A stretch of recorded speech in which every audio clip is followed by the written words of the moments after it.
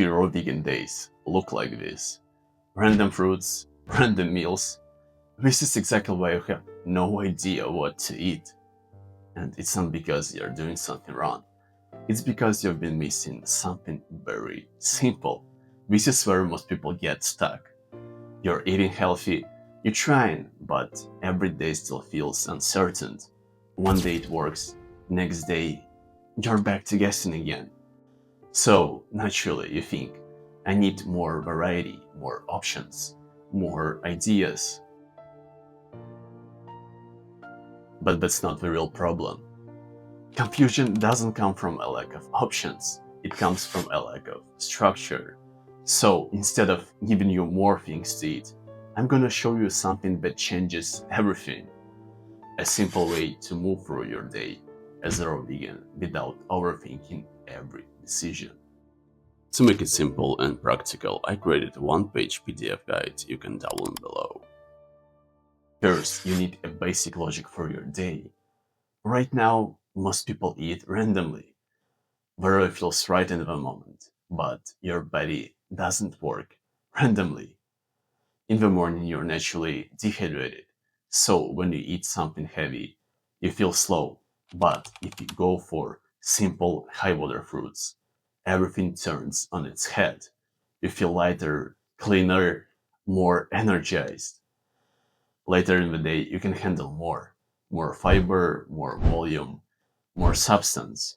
In the evening, this is where most people lose control because the base still so light and it backfires.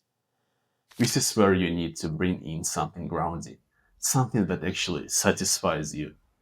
Now, notice, you didn't have a meal plan, you just needed a direction.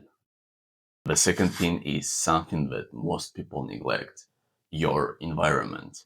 When your kitchen is full of mixed signals, your brain stays in confusion. When you open the fridge, you start negotiating this or that, or maybe something else. But if your environment is clean, simple fruits, visible, and ready, your decisions become automatic. You stop fighting yourself anymore.